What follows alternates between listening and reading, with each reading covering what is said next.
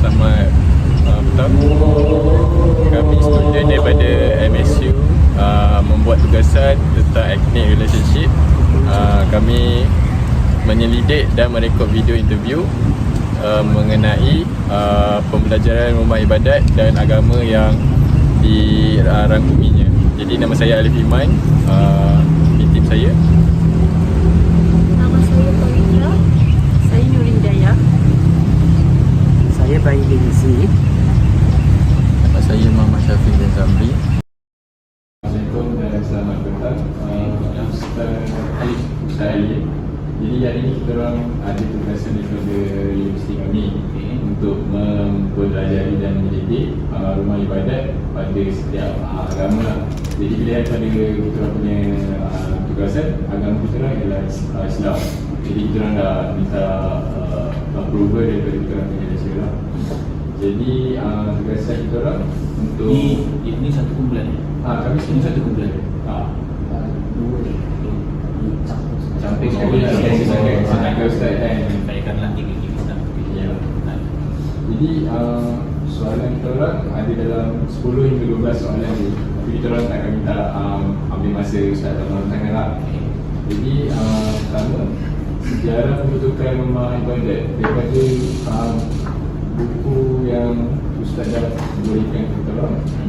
Pembinaan masjid ni telah mengambil masa selama 12 tahun. Jadi pada awal tahun 1975 lah. Jadi susah tak untuk membuat satu sejarah rumah ibadat? Bismillahirrahmanirrahim. Assalamualaikum warahmatullahi wabarakatuh. Selamat petang. Nama saya Muhammad Halim bin Mashhur, pembantu Halimah Islam Kanan, juga sebagai Nuja Masjid Sultan Salahuddin Abdul Aziz Shah. Berbalik pada soalan tadi, selama 12 tahun pembinaan yang mengambil masa. Kalau katakan 12 tahun, banyak sebenarnya sejarahnya lah, ya? Sebabnya nak kumpulkan maklumat ni pun bukannya sehari dua. Okay? Kita nak kena rujuk dengan contoh, of course lah, dengan JKA, Jabatan Kerja Raya Selangor, okay, untuk dapatkan maklumatnya, pelan bangunannya, pembinaan masjid daripada kawasan Tanah Lampang ni naik satu menara, 4 menara, tak ada pagar lagi, pokok-pokok pun tak ada lagi, sampailah jadi yang nampak sekarang ni. Okay? Daripada apa Ustaz cakap, permulaannya rumah ibadat Masjid Sultan Salahuddin ini, dia bermula daripada surau. Dia idea, kalau itu kan kebanyakan tempat lain memang dia daripada asalnya daripada surau. Mungkin dia upgrade surau ke, mungkin ada pada bawah lagi sebelum surau, musola kan. Macam kalau kita tengok dekat Sembah mungkin musola di saiz yang kecil, upgrade lagi mungkin saiz lagi besar dan seterusnya kepada masjid. Okay. Idea ni daripada Sultan Selangor yang ayahanda Sultan Selangor yang sekarang ni, iaitu Sultan Salahuddin. Sama. Jadi soalan kedua saya ialah fungsi rumah ibadat Masjid Sultan. Okey, fungsi Masjid Sultan Salahuddin Salahuddin Abdul Aziz Shah, yang pertama of course lah tempat ibadat, tempat solat bagi umat Islam. Dan bukan itu sahaja, ada lagi antaranya sebagai tempat pembelajaran. Pembelajaran apa? Contoh, pengajian, kuliah maghrib, kuliah subuh. Juga ada pelajaran untuk kanak-kanak, kelas mengaji Al-Quran dan Iqra'. Itu untuk kanak-kanak. Kalau untuk peringkat yang dewasa bermula 18 tahun dan ke atas, kami ada sediakan iaitu pengajian bersijil. Yang lain macam tadi ada program sempena Hari Kebesaran Islam, okay? Ceramah, forum, of course, okay? Macam Raya Haji, Sembahyang Raya, Ibadah Kurban, of course. Selain itu, di sini juga sebagai tempat pelancongan. Macam tadi saya tunjuk Haji Rozlan tu, pengerusi MSG, Masjid Negeri Selangor Guide, iaitu pengerusi untuk pemandu pelancong Masjid Negeri. Itu daripada China. Kadang kita ada menerima lawatan daripada tempatan juga, contoh tadika. Terima kasih Ustaz. Jadi apa yang kami dapat daripada apa yang Ustaz beritahu, solat bermula daripada persembahan, maksudnya daripada solat, daripada pembelajaran dan juga cara hidup, budaya cara hidup agama Islam yang boleh implementasi kepada hidup kita. Daripada selain itu ada juga pelancongan. Jadi banyak kami dapat belajar itu. Masih hari ini kita akan teruskan soalan ke Assalamualaikum. Nama saya Muhammad Syafiq. Jadi saya akan sambung pertanyaan dengan boleh tak Ustaz ringkaskan sedikit pengenalan mengenai agama Islam? Rukun Islam kita ada 5. Yang pertama, solat. Okey. Jadi dalam rukun Islam tu sendiri pun dah memperlihatkan, dah menerangkan, dah jelas memberitahu solat. Okey. Bukan saja kita solat 5 waktu, ada solat-solat yang lain, solat witir dan sebagainya, solat tarawih itu kita solat sunat lah. Okey. Yang keduanya, okey, yang solat tu merupakan perkara yang utama yang akan ditanya bila kita di akhirat nanti. Bukan bila kita mati. Okey, bila kita mati memang akan ditanya, tapi di akhirat nanti memang akan ditanya. Okey. Baik. Yang kedua selepas solat iaitu berpuasa. Berpuasa di bulan Ramadan. Okey. Wajib yang mesti puasa bagi umat Islam itu hanya pada bulan Ramadan, iaitu bulan sebelum Aidilfitri. Tadi rukun Islam solat. Yang kedua berpuasa di bulan Ramadan. Yang ketiga menunaikan zakat. Macam mana nak tunaikan? Kena bayarlah. Kemudian lepas bayar zakat, yang keempat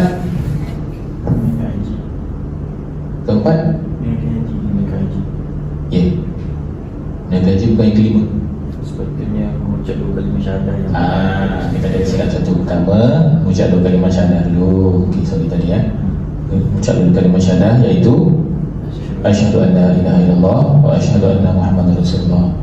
Kemudian yang kedua baru, terima kasih kemudian baru solat. Yang ketiga puasa. Yang keempat zakat. Yang kelima baru haji. Okey, terima kasih. Berbalik pada rukun Islam pertama tadi iaitu mengucap kalimah syahadah, kita mengaku bahawa tiada Tuhan yang disembah selain Allah Subhanahu Wa Taala, dan kita mengaku bahawa Nabi Muhammad itu pesuruh Allah Taala. Terima kasih Ustaz untuk menjawab soalan saya tadi. Okey, Kami dapat sedikit ilmu walaupun untuk umat Islam sendiri ataupun untuk non-Muslim, di mana umat Islam diminta untuk mengucap 2 kalimah syahadah, menunaikan solat, berpuasa juga Ramadan, membayar zakat dan juga menunaikan haji bagi yang mampu. Jadi saya akan sambung dengan soalan yang kedua. Soalannya lebih kurang, tapi saya nak bertanya, boleh tak Ustaz terangkan sedikit mengenai kepercayaan umat Islam, seperti siapa yang mereka perlu sembah dan sebagainya? Okey. Kepercayaan umat Islam of course pada Allah Subhanahu Wa Taala. Sebab kita dalam Islam sendiri tadi kita dah bersaksi, dah mengaku tiada Tuhan yang disembah selain Allah Ta'ala. Kalau kita mengaku ada Tuhan selain Allah, maknanya syirik. Kita dah mempersekutukan Allah Ta'ala. Okey? Bukan maknanya kita tak mengiktiraf agama lain, tak. Okey? Kita mengiktiraf, tapi dalam kita punya pendirian tauhid kita sebagai umat Islam, kita mengaku Allah itu merupakan Tuhan sekalian alam. Tak ada yang kita boleh sembah selain Allah Ta'ala. Okey? Baik, Terima kasih Ustaz. Kita akan sambung dengan soalan lain. Alright. Untuk soalan seterusnya, pada pengetahuan Ustaz, etnik apa yang menggeluti agama Islam ini di Malaysia? Okey, etnik yang menganut agama Islam di Malaysia, of course lah, Melayu dan seterusnya. Kalau kita lihat di belah negeri Borneo, Sabah Sarawak, ada sebagainya, kena kata salah atau Murut ya, tapi tak keseluruhannya yang beragama Islam. Okey. Sambung soalan seterusnya, untuk agama Islam, adakah agama ini mempunyai kitab suci cerita ni apa? Okey, betul. Ada, iaitu Al-Quranul Karim. Seri Daya. Okey, Jadi silakan. saya akan teruskan dengan soalan yang kelima, iaitu tentang ketua agama Islam. Okey. Dalam negeri Selangor, ketua agama Islam iaitu Sultan Selangor. Duli Yang Maha Mulia Sultan Syarafuddin Idris Shah Al-Haj ibni almarhum Sultan Salahuddin Abdul Aziz Shah Al-Haj. Soalan seterusnya tentang tabung ataupun yayasan yang biaya Masjid Negeri. Okey. Masjid Sultan Salahuddin ini pun dipanggil juga sebagai Masjid Negeri Selangor. Kalau kalangan pelancong-pelancong luar negara dipanggil sebagai Lumus Masjid Biru. Kenapa biru? Kubahnya warna biru. Masjid ada kubah warna biru? Tak ada kan? Okey. Tabungan yang ada di masjid ni, kalau kamu nampak, nama dia tabung sumbangan jemaah masjid. Kebanyakannya dana yang kami gunakan di masjid ni untuk program, untuk aktiviti macam ibadah kurban, ceramah, panggil jemput hari tu Ustaz Somad, Abdul Somad, dan macam-macam lagi program majlis taklim, dan banyak lagi majlis pengajian masjid. Semua gunakan kos duit tu, semua hasil daripada sumbangan jemaah. Jemaah tu siapa? Silakan, siapa tadi namanya? Pak Mitra. Okey. Sebentar, okey. Soalan ketujuh ialah perayaan agama Islam selain dari Hari Raya Okey. Raya Haji. Kita selalu tahu kat selain itu yang perayaan agama Islam yang selalu. Okey, perayaan agama Islam biasanya kita merujuk kepada sepanjang 12 bulan Islam yang tadi saya sebut. Yang pertama Muharram, Safar, Rabiul Awal, Rabiul Akhir. Okey. Kemudian Muharram, Safar, Rabiul Awal. Okey, Rabiul Awal kita ada hari kelahiran Nabi Muhammad sallallahu alaihi wasallam. Okey, dalam bulan Rabiul Awal iaitu jatuh pada tarikh 12 Rabiul Awal. 12 Rabiul Awal merupakan hari ulang tahun kelahiran. Senang cakap apa? Mestilah bersedi kepada Nabi Muhammad sallallahu alaihi wasallam. Soalan seterusnya ialah Okey. institusi keagamaan Islam. Okey, institusi agama Islam di masjid.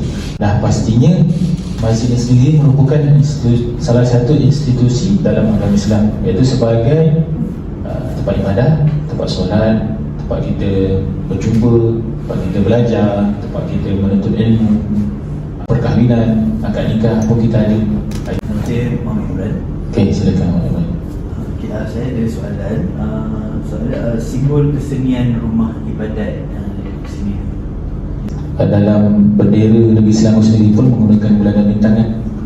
Bulan Sabit itu sendiri melambangkan apa, bintang sendiri melambangkan apa. Dia tak lari pada tu. Sebab kita punya logo masjid sendiri pun ada bulan Sabit dan bintang di puncak. Itulah dia. Menghadap ke mana? Kaabah.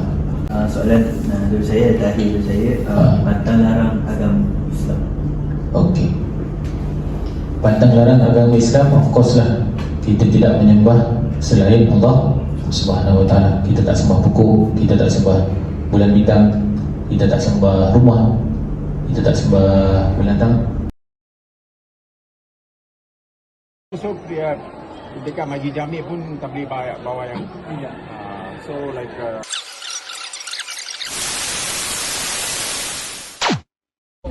based on our creativity. So yes, we are at Gombak, which is Batu Cave.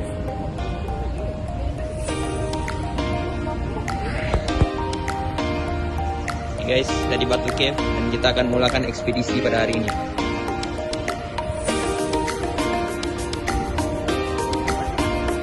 Let's go.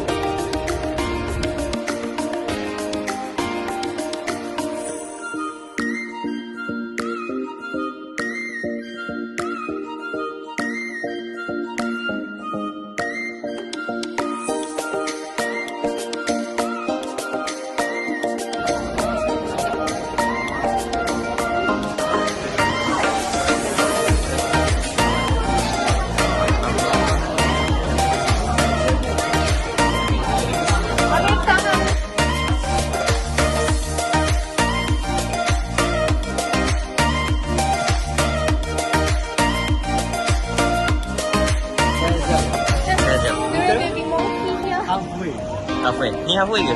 Sorry? Lebih banyak apa ini? Lagi Taiwan.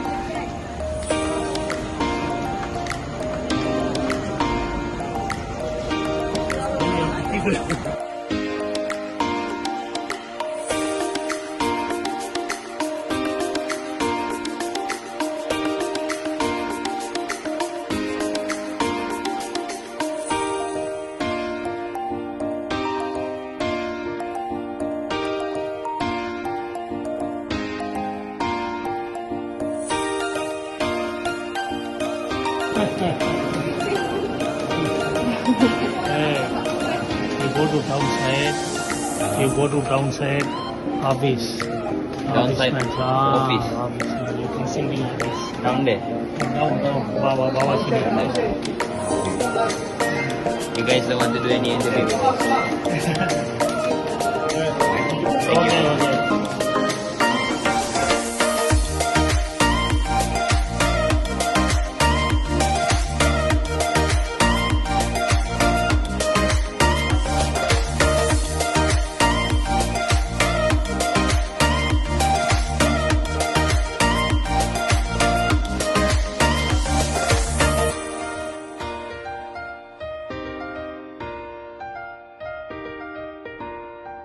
So can you tell us like the top there? There's one place there, right? What's the place about? Like, what is it purpose? What's the main purpose of it? No, it's just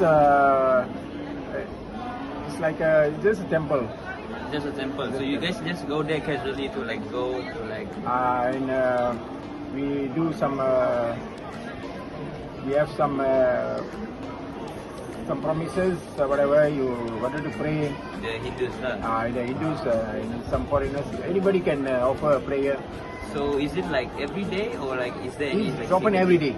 open But every day. yearly, there's in January especially, they have a big festival. People they have the vow to if you don't have children, if you're given birth, then you take this kawadi, they call it. You know, they have they wear the flower garlands and they have a big I don't know what it's called in English. It's called a kawadi in Tamil.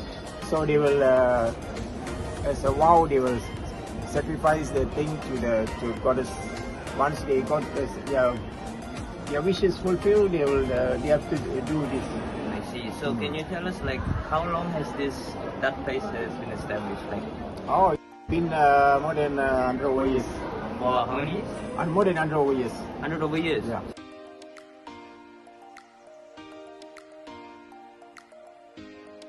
Yeah. So you guys like, these people here like ones working here, they have been keeping clean of this place. Yeah. They have to do. They have a committee. They have a committee to take care of these places.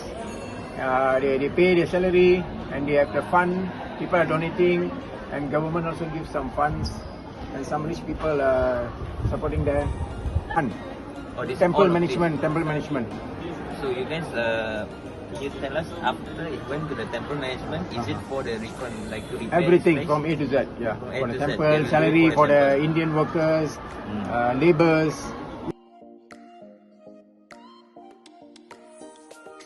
Not a god. It's not. You only represent the religion. Religion never represent God. God is only one.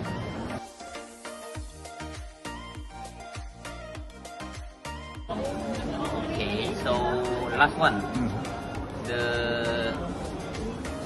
You see those art on those. Is there like you guys like specifically craft this or is it any meaning for this? No. It's some of it. No, those the coppers on top is a cosmic power. Power can absorb the power. That's the, you know. You see this one, you take this one much better. It's more shiny. Every temple that they have. It represents the body also. Our head is absorbing the cosmic power from the outer space. It's coming to the mind. There's a chakra here. They have the blah few parts. Even you can see there's something like a carving. Is the crown of this the devotee. I mean the goddess. That one represents a human body. Or the goddess there? what is the one like a pillar, like the art. So it's like this one in the middle chakra and blah blah. It represent our body. So this one and that's this outside one is just art. So that's got a meaning, and most of the carving, other carvings are just following the some story and all that. It will tell some story, some carvings and all that. You can go deep into that. Cut.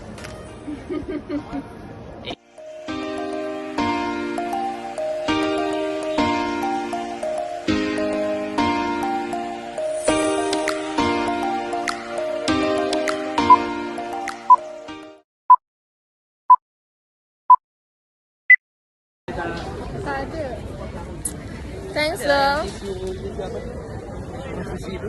Sushi? Tisu dah.